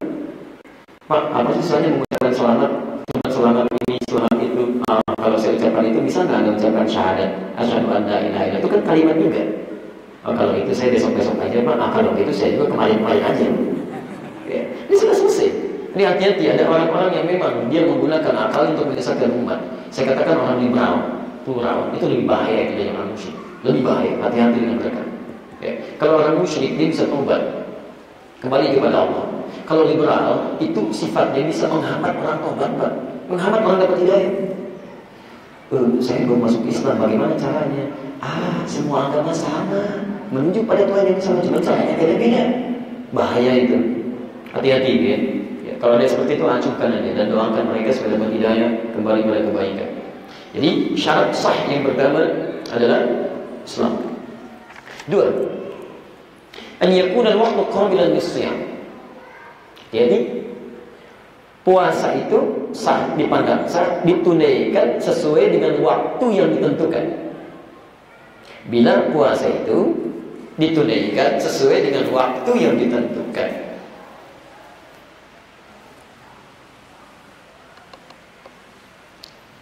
Baik. Di sini yang dimaksud dua hal. Pertama, waktu yang dipandang benar untuk berpuasa. Jadi kalau waktu-waktu yang di luar itu tidak dibenarkan. Misal, mohon maaf, Anda ingin qada Ramadan misalnya kan, ditunaikan di saat hari Id, Idul Fitri, Idul Adha, itu nggak boleh, haram hukumnya. Atau saat di bulan Ramadan, bagian kedua, saat di bulan Ramadan Anda ingin puasa, waktu yang dibenarkan puasa kapan? Siang, dari mulai fajar sampai terbenam matahari kan. Tiba-tiba Anda pengen beda sendiri, mulai besok saya malam aja puasanya, Masya Allah, siang saya buka. La haula wala quwwata illa billah. Begitu maghrib sama tidur, subuh-subuh bangun, mulai kan buka. Itu nggak bisa. Di puasa tetap siangnya, malam tetap beramal. Paham tuh sini? Jadi dipandang sah bila dikerjakan sesuai dengan batas waktunya. Termasuk kalau ada yang berusaha memperpanjang puasa atau menguranginya, tidak sah dia puasanya. Orang buka maghrib, dia buka isya, nggak sah di sini. Ya? Atau orang misalnya mulai dari sahur, menahan diri dari mulai fajar, dia duha baru menahan diri misalnya. Nah, itu juga nggak sah. Ketiga, terakhir, an-niyatu 'ala rajih. An-niyah didasari dengan niat. 'Ala rajih berdasar pendapat yang terkuat. Ya. Jadi mesti ada niat ibadah ini. Niat dalam hati Anda sampaikan, niatkan untuk menunaikan puasa. Di sini ada dua pendapat di kalangan ulama. Pendapat pertama, karena ini ibadah paket dalam sebulan. Ada yang berpendapat kebolehan berniat untuk keseluruhannya 1 bulan. Saya mau berpuasa ya untuk 1 bulan ya. Dan niatkan dalam hati dan sampaikan kan, nawaitu shauma syahr Ramadan kamilan. Saya berniat puasa ya Allah sebulan penuh. Jadi nanti esoknya Anda nggak perlu niat lagi, selanjutnya nggak perlu niat lagi. Ini bagian pendapat yang pertama, karena ibadahnya masuk satu paket. Tapi yang paling rajih di sini, yang paling kuat pendapat adalah tajdidun niyah, mengulang kembali niat setiap hari puasa. Dengan tajdidun niat ini biasanya muncul tasjih al-amal, kembali menumbuhkan motivasi. Mungkin niatnya yang kemarin, kan? Sampaikan tapi prakteknya agak kurang maksimal, kebanyakan tidur, kan? Kurang ibadah, besok kita niatkan lebih lagi, niatkan lebih lagi. Begitu Anda selalu hadirkan niat itu, setidaknya memberikan motivasi lebih meningkatkan ibadah. Paham ya? Dan niat itu yang membedakan satu antara ibadah dengan bukan. Bedanya pada niat. Hati-hati, hati-hati ya. Yang kedua, untuk membedakan ibadah satu dengan yang lainnya. Awas lihat ya. Satu, niat membedakan antara ibadah dengan bukan. Misal, saya berdiri begini. Ibadah bukan? Halo? Baik. Ada yang mengatakan bukan, cuma berdiri. Tapi jangan dikira kalau Anda pergi ke wilayah mazhab Maliki, bisa di Libya, Tunisia, Maroko, Aljazair, yang dalam sedikit Prancis, Spanyol, kan termasuk Italia, itu jangan kaget. Mereka salatnya begini, bukan begini. Karena ada hadis-hadis riwayatnya sahih ya di kitab Imam Malik dengan irsal itu begini. Ingat, jangan dipahami setiap yang begini Syiah ya. Hati-hati, belajar dulu dengan baik. Syiah itu perbedaannya nanti nampak saat sujud dan saat duduk di antara dua sujud. Kalau berdiri begini seperti kelihatan biasa, ada yang begini, ada yang begini. Di Maliki begini. Saya pernah di Libya itu ketemu teman yang lama nggak jumpa kan, orang Afrika, ke masjid saya masuk, dia sedang berdiri belum waktunya sholat, berdiri aja begini kan. Baik, saya kira baru datang, saya sapa, enak, ya, kalau kita apa kabar kemana dia kamu lihat, orang yang FUB, gitu, ya, masya Allah, tiba-tiba apa dia nggak jawab, Allahu Akbar. Baik, apa yang membedakan berdiri dia dengan sholat niat dia? Makanya muncul hadis Nabi di Al-Bukhari, hadis yang pertama, innamal a'malu binniyat, pekerjaan tergantung kepada niatnya. Jadi yang membedakan satu dengan yang lainnya itu niat. Anda nahan lapar, nahan haus sampai dengan maghrib misalnya, tapi nggak berniat puasa ibadah, nggak ada pahala ibadahnya di situ. Bukankah orang mau puasa mesti mau operasi mesti puasa dulu? Ada yang operasi tertentu kan, puasa dulu ya, dalam sehari besok baru kemudian itu dilakukan. Apa niatnya? Untuk operasi, bukan untuk ibadah. Dia nggak makan, dia nggak minum, cuma niat operasi aja. Kalau itu dia niatkan karena Allah, jadi bagian dari puasanya. Ini sekalian aja niat puasa sunnah. Ya? Begitu Anda berniat, double pahalanya di situ. Pahala untuk kebaikan, di sini berniat pahala untuk ibadah Anda dapat. Nah sekarang niat pun fungsi yang kedua, membedakan antara ibadah satu dengan ibadah yang lainnya. Apa bedanya sholat zuhur dengan sholat asar? Sama-sama 4 rakaat, sama-sama 2 kali rukuk, ya. Kemudian juga sujudnya sama, jumlah rakaat sama. Ustaz, waktunya kan beda. Tapi kalau Anda kerjakan jamaah qasam atau jamaah takdim 4-4 di waktu yang sama, yang membedakan apa? Niatnya. Demikian puasa. Apa yang membedakan antara puasa sunnah dengan puasa wajib? Itu niatnya. Antara nazar dengan qada, itu niatnya. Maka dari itu, syarat sah yang ketiga adalah hadirnya niat. Paham sih? Baik, kita teruskan bagian terakhir. Kalau sudah diketahui, maka saya coba tutup. Mudah-mudahan ada waktu kalau ada yang mau ditanyakan atau pembahasan yang disampaikan. Baru setelah itu kita bisa akhir. Kita punya sekitar 20 atau 25 menit ke depan. Saya ditanya yang ketiga, syurutul wujub wa sihah, syarat wajib dan sah secara bersamaan. Kalau yang tadi wajib saja, ya, yang kedua sah saja. Kalau wajib saja berlaku hukum puasa baginya. Kalau sah saja, mungkin wajib puasa tapi belum tentu sah. Tapi yang ketiga ini, kalau tidak terpenuhi syarat sah dan wajib, maka puasanya tidak berlaku otomatis bagi dirinya. Sah juga tidak, wajib juga tidak. Paham ya? Jadi yang ketiga, syarat sah dan wajib bersamaan, yaitu berbagai ketentuan yang menjadikan seseorang dipandang wajib dan sah dalam menunaikan puasa. Apa saja itu? Satu, al-aqlu, ya, berakal, sehat di sini, waras dalam pengertian medis. Hati-hati, ya. Fala yajibu siyamu 'ala al-majnun.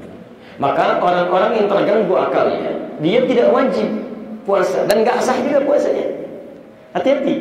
Jadi kalau ada orang terganggu misalnya, ya, mohon maaf, ya, di akalnya, kemudian disebut misalnya dalam beberapa kesempatan dengan penyakit tertentu, saya tidak perlu berikan kalimat, kita sudah pahami, terganggu akalnya, rusak kemudian daya nalarnya, maka orang seperti itu bukan cuma tidak sah puasa, tapi tidak wajib puasa. Anda nggak usah paksa. Nggak usah paksa orang-orang seperti itu, hati-hati. Ya. Di antara orang yang harus diperlakukan dengan layak sesuai dengan objek keadaannya adalah orang yang terganggu akalnya. Itu nggak boleh dipermainkan. Berikan sesuai kesempatannya. Allah aja nggak hisab dia. Di sejak seseorang terganggu akalnya, itu diangkat pena. Nggak berlaku hisab dari sejak akalnya terganggu untuk dirinya. Praktiknya diangkat. Jadi kalau dia nggak sholat, dia nggak dihukumi dengan dosa, tidak. Kalau dia sholat pun nggak dituliskan pahala. Karena itu dilakukan dengan dasar yang tidak dalam keadaan normal, ya, seperti bayi yang tidak sadar apa yang dikerjakan. Ya. Jadi kalau ada orang-orang seperti itu marah-marah, Anda jangan balas marah. Anda balas, gila kamu ya? Iya, kamu juga gila. Masya Allah. Tidak usah sewot-sewotan dengan yang seperti itu. Hati-hati. Kata para ulama, orang yang menyebut orang gila sebagai gila, justru dialah gila yang sesungguhnya. Sudah tahu gila, disebut gila, gitu kan? Dan sebagai ini, hal-hal semacam itu jauhi. Termasuk untuk puasa, tidak wajib, tidak juga dia dipandang sah untuk puasa. Tapi kalau dia ingin niru-niru, nggak apa-apa, biarkan aja. Ya.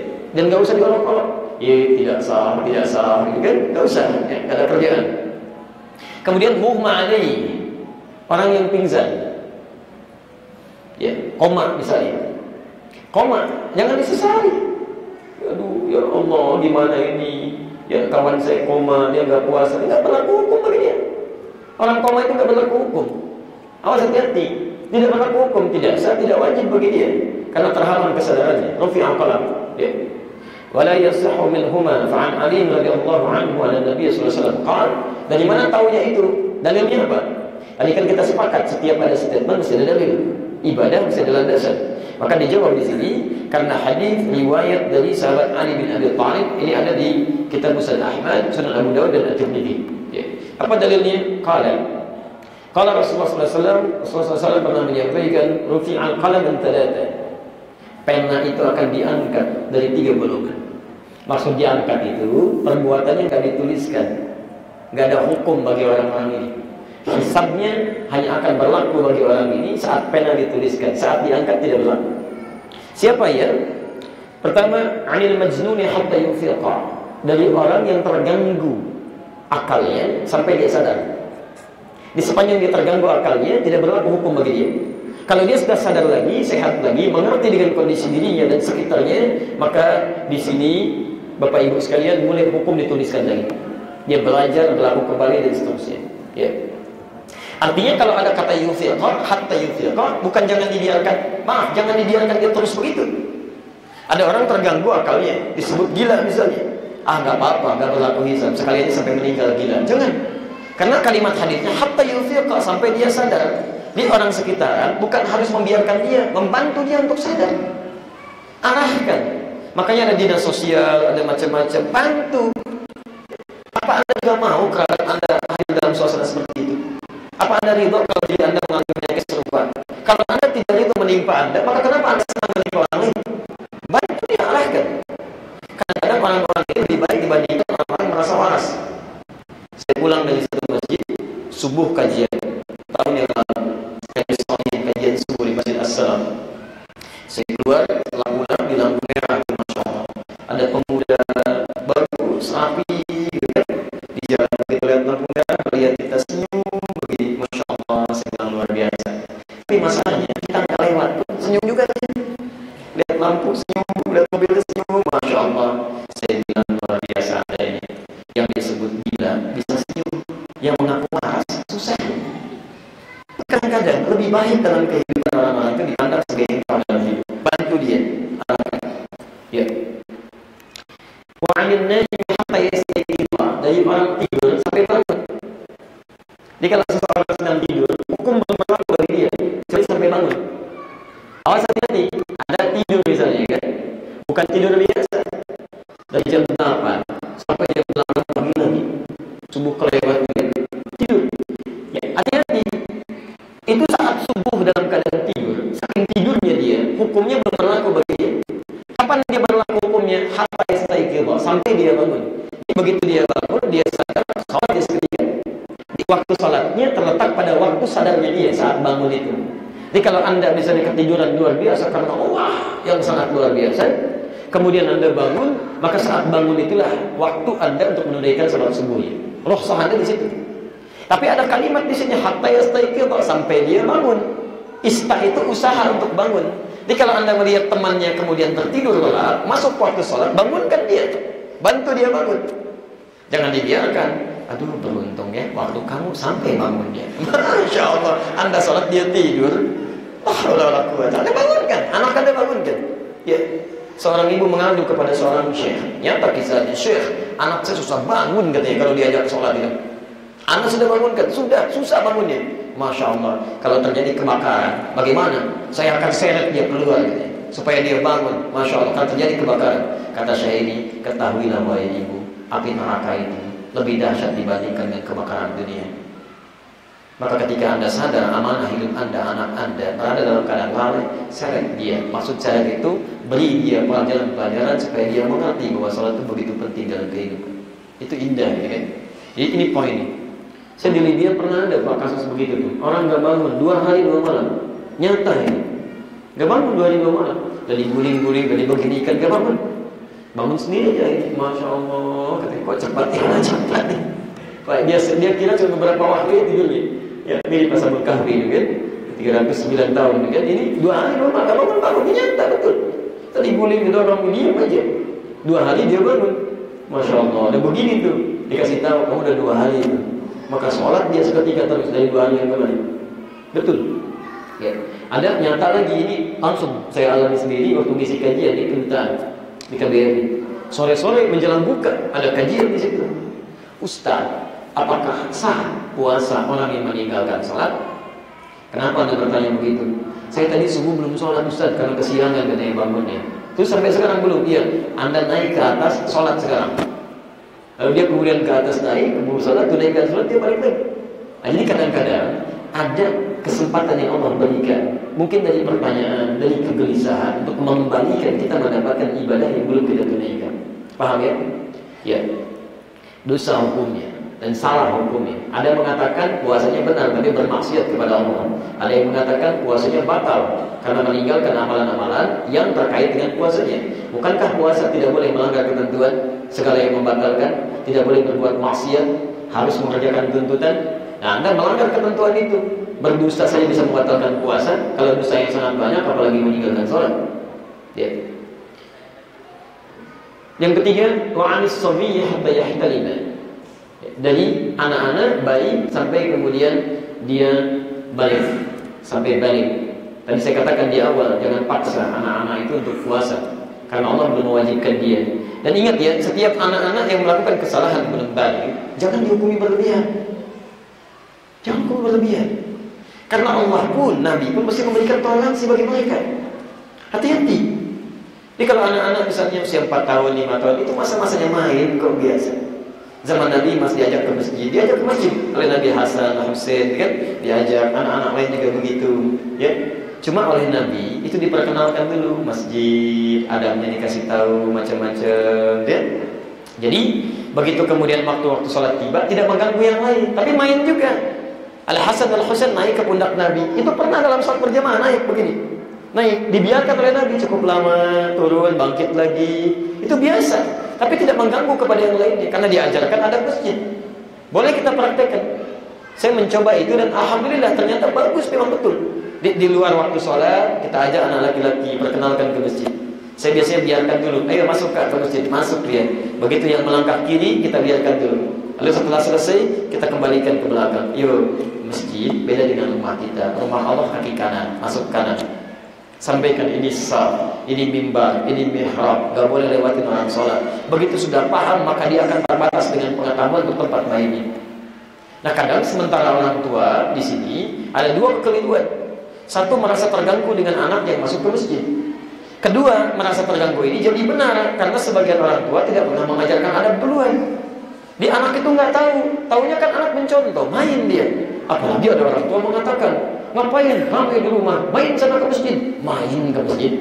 Jadi dia ke masjid itu memang disuruh main, bukan disuruh ibadah. Jadi nggak salah anak itu.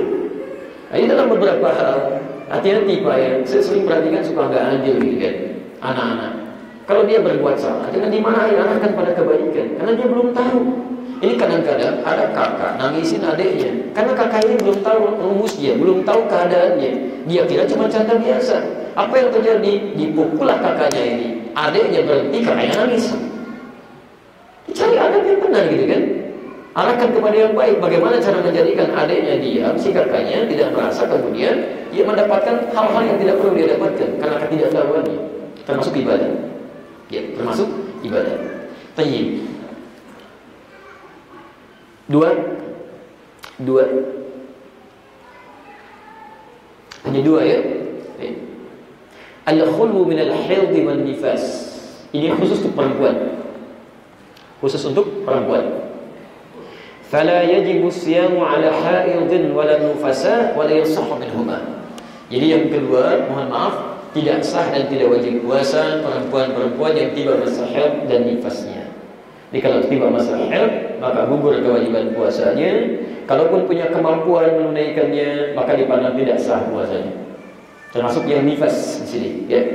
Jadi silakan Anda berhenti. Kemudian setelah itu nanti saat selesai Ramadan Anda bisa kemudian bayar dengan qada atau mengganti puasa dengan qada. Itulah Bapak Ibu sekalian seputar hukum-hukum yang pertama saya bahas. Ini masalah banyak di sini. Masalah banyak bisa dibahas, tapi barangkali kita bisa sajikan di kajian yang lainnya supaya bisa terintegrasi sesuai dengan waktu yang mungkin bisa kita manfaatkan. Tidak ada masalah-masalah kalau minum obat membatalkan tidak, kalau kemudian masuk air ke hidung batal atau tidak, kalau tidak sengaja ke mulut batal atau tidak, kalau suntikan membatalkan atau tidak, macam-macam ada. Ya, ada rumus-rumus dan persoalan yang bisa kita selesaikan. Sementara saya kira ini dulu yang bisa saya sampaikan dalam kesempatan ini. Baik, kalau tidak ada yang kira-kira mau ditanyakan atau disampaikan terkait bahasan kita, saya bisa akhiri dengan bahasan terakhir. Ya, yang terakhir ini nanti menyampaikan kepada kita apa artinya Ramadan. Kenapa puasanya diberi nama dengan bulan Ramadan? Apa maknanya? Jangan-jangan selama ini puasa Ramadan, tapi tidak paham apa artinya Ramadan. Ya, jelas? Saya ulang dulu, jelas uraiannya? Paham? Sudah berlaku hukum yang saya sampaikan tadi ya. Al-Maidah surah 5 ayat 100 sampai 101. Ya ayyuhalladzina amanu, hai orang-orang yang merasa punya iman. Jika ayat dibuka dengan kalimat iman, maka ini hanya untuk yang beriman saja. Yang tidak beriman tidak berlaku ayatnya. Hai orang-orang yang telah beriman, la tas'alu an asya'a in tubdalakum tasukkum. Jika uraian sudah jelas disampaikan, maka jangan banyak ditanyakan lagi. Khawatir banyaknya pertanyaan itu menjadikan yang jelas semakin tidak jelas nanti. Beli sapi, sembelih sapi apa aja, malah nanya. Sudah jelas nanya, sapi yang warna apa? Kekuning-kuningan. Padahal ada sapi coklat, sapi macam-macam, sapi warna merah kan? Ini jadi yang kekuning-kuningan. Kekuning-kuningan kan banyak. Yang bagaimana? Cari yang tidak digunakan membajak, cari yang tidak ada cacatnya. Dicari hampir-hampir gak ketemu itu. Baik. Jadi kalau sudah jelas, jangan banyak dipersoalkan lagi supaya nanti menjadi semakin tidak jelas persoalannya. Jelas pertanyaannya? Ada pertanyaan? Tidak. Baik, terakhir dan saya tutup di sini ya. Bismillahirrahmanirrahim. Kita bahas tentang persoalan kenapa disebut dengan Ramadan. Ismu Ramadan, nama Ramadan, atau makna Ramadan. Baik, kalimat Ramadan ini muncul di Quran surah kedua Al-Baqarah ayat 185. Masih di paket ayat puasa. Ya, tadi kan paketnya 183 sampai 187. Di 185 posisi paling tinggi di pertengahan.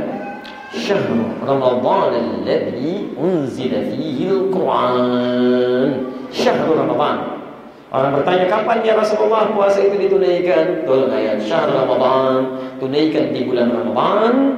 Awas, yaitu bulan saat Quran diturunkan di dalamnya. Syahrul Ramadan. Baik. Asal lengkapnya Syahrul Ramadan, bulan Ramadan.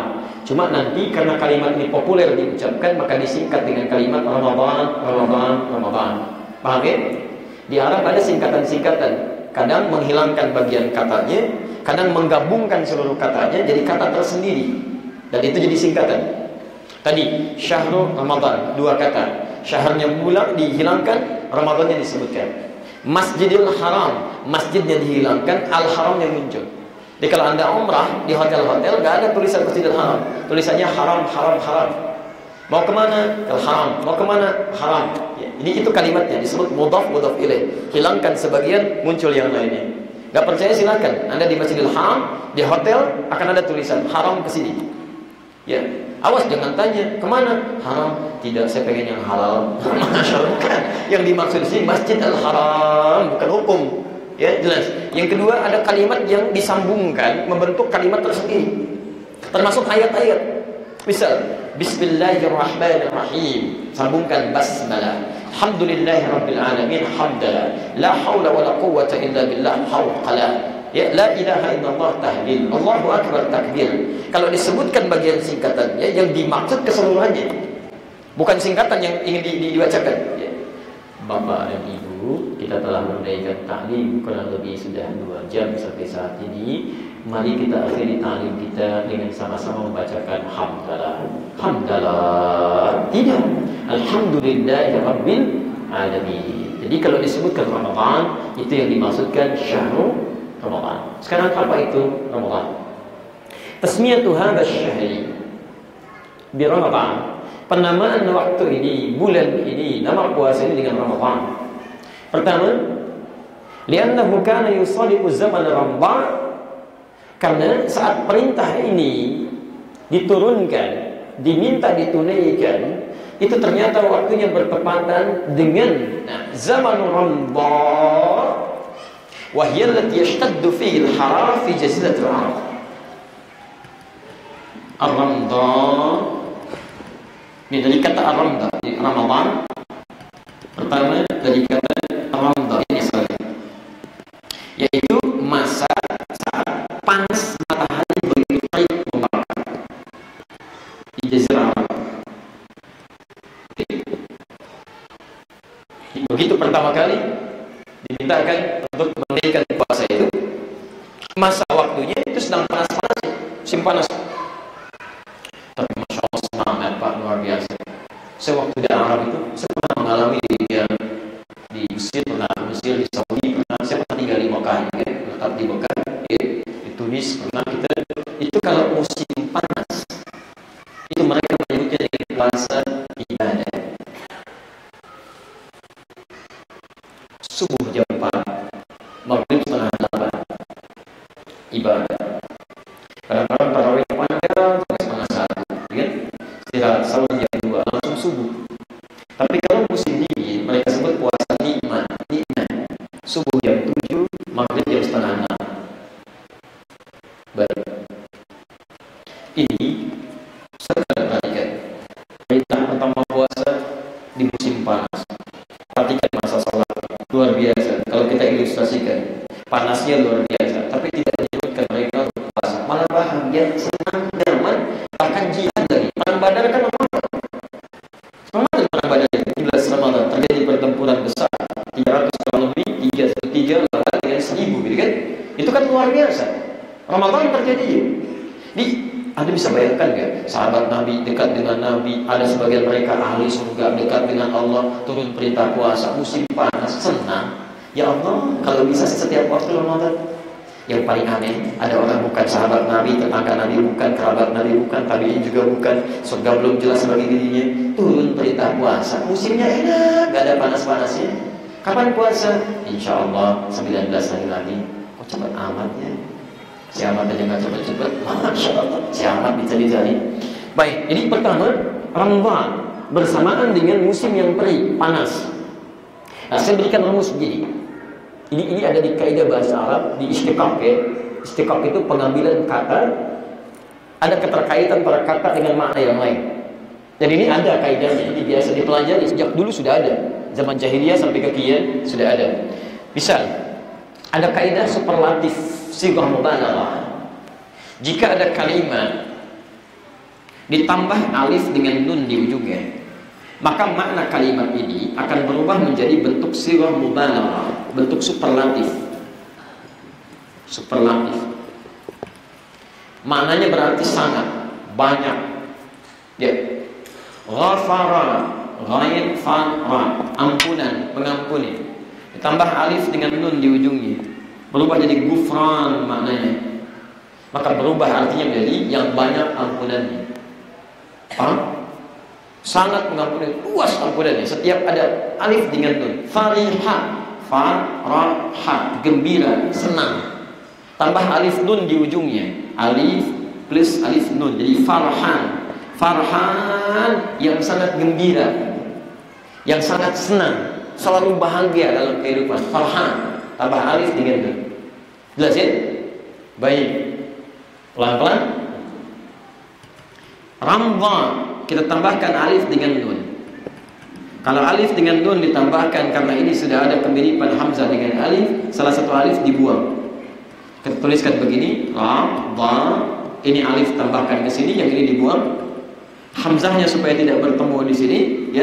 Kemudian dipindahkan jadi harakat ke depan, tambahkan nun dulu di sini. Ini mim tadinya mati, Ramadan, jadikan harakat dari sini. Ramadan. Paham? Ikut pahamannya dulu ya. Begini kaidahnya, ya. Ini Ramadan tambah alif dengan nun, karena ini bertemu dua alif, salah satu dibuang, ya.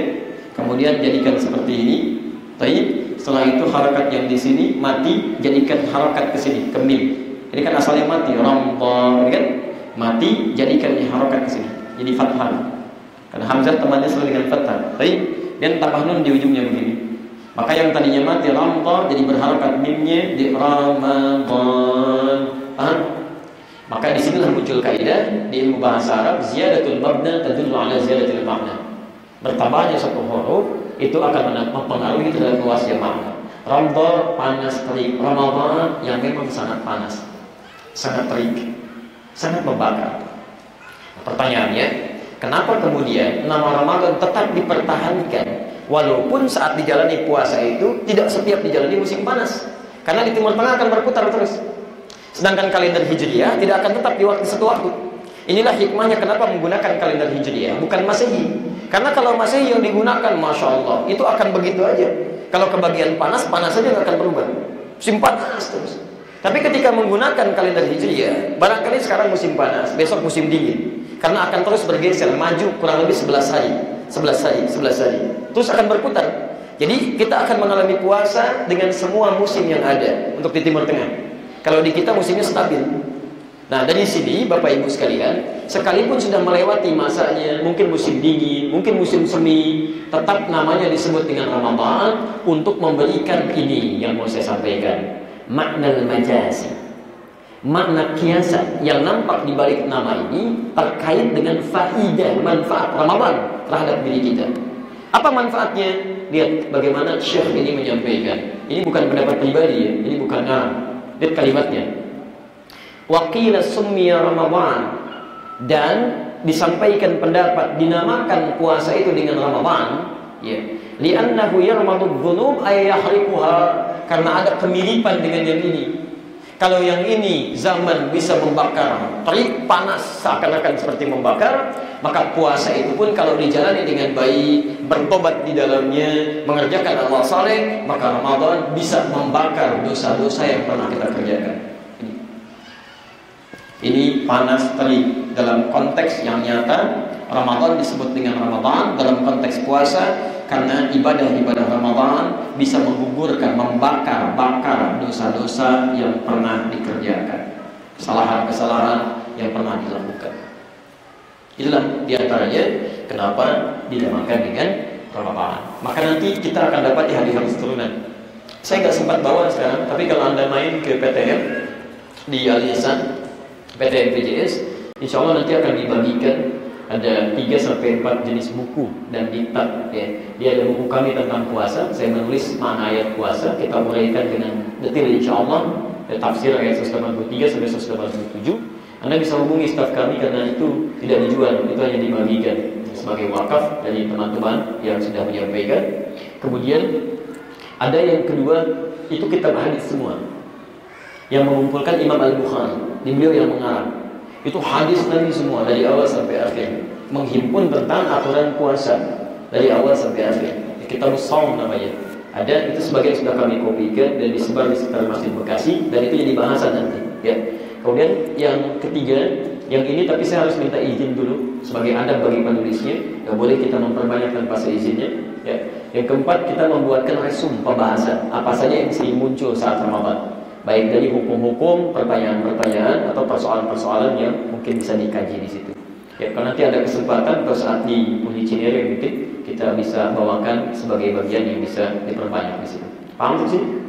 Yang ini ilmunya disebut istiqaq. Yang memperdalam ini ada ulama besar punya kitab namanya Al-Khasa'is, Ibnu Jini namanya, Ibnu Jini. Kalau di Timur Tengah diajarkan di kisaran S2 awal ya, atau S1 di tingkat akhir. Itu diajarkan rumus ini. Dia ada kaitan-kaitan keterkaitan antara huruf-huruf dengan penambahan. Seperti pernah saya ajarkan tentang wudu dulu. Wudu. Apa kaitan wudu dengan kata dau? Padahal punya turunan yang sama. Dau itu cahaya. Wudu ada nggak hubungannya? Apakah kalimat terpisah atau kalimat yang punya korelasi? Nah, untuk menafsirkan itu ada atau tidak, nggak boleh kita sembarangan katakan, oh ini asalnya dari dau. Tidak. Dan tidak juga langsung lihat kamus, tidak. Di ilmu istiqaq itu Anda mesti lihat namanya qarinah. Qarinah itu keterkaitan dengan konteks yang lain yang bisa membawa makna ini ditafsirkan sesuai dengan konteksnya. Misal, kenapa bisa diartikan wudu bagian dari cahaya? Karena Nabi pernah menyampaikan dalam hadis-hadis bahwa orang-orang yang berwudu itu nanti satud'a ummati yaumal qiyamah. Umatku akan dipanggil di hari kiamat ghurral muhajjalin, dengan cahaya yang bersinar dari dirinya. Bin atharil wudu, dari bekas wudunya. Maka dari itu ulama boleh menuliskan. Saya bukan orang pertama. Syekh Muhammad bin Jibril, Anda buka silakan blognya, web beliau sampaikan ada keterkaitan antara wudu dengan cahaya. Seakan-akan orang yang wudu itu maka wajahnya lebih baik lagi, perilakunya lebih baik, memancarkan cahaya-cahaya keindahan dalam hidupnya. Jadi kalau orang wudunya benar, itu akan tampil cahaya kebaikan dalam dirinya. Husnu wan nadhafah. Bukan cuma bersih, tapi ada cahaya kebaikan. Makanya kata Nabi, kalau orang wudunya benar, itu bersamaan dengan air yang mengalir, membersihkan anggota tubuhnya. Bersamaan dengan itu, gugur dosa-dosanya dengan air yang mengalir itu. Apa maksudnya? Bukan seketika gugur dosa. Jadi orang berwudu itu kan yang Anda basuh dalam wudu anggota tubuh kan, yang biasa digunakan berinteraksi. Mata melihat, mulut bicara, tangan sampai kaki. Kadang-kadang kan suka salah. Mata salah lihat, mulut salah bicara, telinga salah dengar, kan? Maka saat Anda berwudu itu bukan cuma dibasuh, tapi basuhan itu sambil membasuh, sambil menghilangkan kesalahan-kesalahan yang pernah dilakukan oleh mata. Jadi begitu Anda basuh wajah, coba ingat-ingat salah apa di wajah ini. Begitu dibasuh, bermohon kepada Allah supaya wajah ini diarahkan kepada kebaikan-kebaikan. Jauhkan dari dosa. Dari mana taunya amalan ini? Dari mana korinahnya ada hubungan? Lihat penutup doanya. Begitu Anda selesai wudu, apa yang dibacakan doanya? Halo? Baca wudu, baca doa setelah wudu. Asyhadu an la ilaha wa asyhadu anna Muhammad. Kemudian setelah itu, Allahumma ij'alni minat tawwabin waj'alni minal mutatahhirin. Masya Allah. Lihat, waj'alni min ibadikas salihin. Bapak Ibu sekalian, tahu nggak artinya? Allahumma ij'alni minat tawwabin. Ya Allah, jadikan aku termasuk orang taubat. Termasuk orang taubat. Apa hubungan wudu dengan taubat? Anda kan baru wudu, kok doanya selesai taubat? Bukankah taubat mengakui kesalahan yang dilakukan? Menyesali apa yang dilakukan? Berjanji tidak mengulangi? Jadi kalau orang wudunya benar, dia berkumur-kumur, dia bertobat kepada Allah dari dosa-dosa lisan yang dia kerjakan. Dia akui ini dosa salah apa aja di lisan. Dia sesali itu. Makanya selesai wudu, mustahil orang wudu itu lisannya kotor pada orang lain. Mustahil. Karena dia sudah tobat. Makanya di lisannya ada cahaya kebaikan, kata-katanya baik. Anda kalau lihat kamus-kamus bahasa Arab akan ditafsirkan al-wudu'u minal widha'ati bima'na al-husnu wan nadhafah. Wudu itu dari widha'ah, asalnya husnu. Husnu itu kebaikan yang tampak. Wan nadhafah, bersih. Jadi mulutnya bukan cuma bersih, tapi baik. Tutur katanya baik, kemudian pandangannya baik, tangannya baik. Jadi kalau ada orang wudu tangannya salah lagi, kakinya keliru, lisannya keliru, ada yang salah dalam wudunya, cuma bersih-bersih aja. Nah, itu yang disebut dengan qarinah. Makanya ini melahirkan cahaya dalam kehidupan, cahaya kebaikan. Di akhirat muncul cahaya-cahaya keindahan di sana. Ghurran muhajjalin, kata Nabi. Nah, itu diantara yang disebut dengan ilmu istiqah. Jelas ya? Nah, saya bukan orang pertama kalau Anda belajar di spesialisasinya, termasuk ada Syekh Muhammad bin Jibril, beliau mufti, syekh besar di Saudi Arabia. Mufti di sana, beliau ahli bahasa, ahli di syariah juga, menguraikan ini juga ada di dalam web beliau, bahkan dituliskan di situ. Ya, jadi kalau Anda menemukan kemudian tulisan-tulisan mengatakan ini penafsiran baru, ini begini, ini bukan begitu, mungkin belum belajar. Kalau mau belajar datang saja, nanti kita ajari gitu kan. Kalau saya salah Anda sampaikan, kita sampaikan pada gurunya. Kalau Anda benar, ya kita ikuti, selesai masalah. Jelas ya? Baik. Kenapa nyambung ke situ? Baik ya, Bapak Ibu sekalian, kita cukupkan dulu tentang pertemuan di siang hari ini. Semoga Allah membimbing kita untuk menunaikan puasa dengan kebaikan. Saya pribadi menyampaikan jika ada yang benar dari uraian saya, silahkan dipraktekkan untuk petunjuk Allah dan Rasulnya. Tapi kalau ada kesalahan, mohon maaf, itu mutlak kesalahan saya. Tolong saya dimaafkan, tunjukkan kekeliruan kami.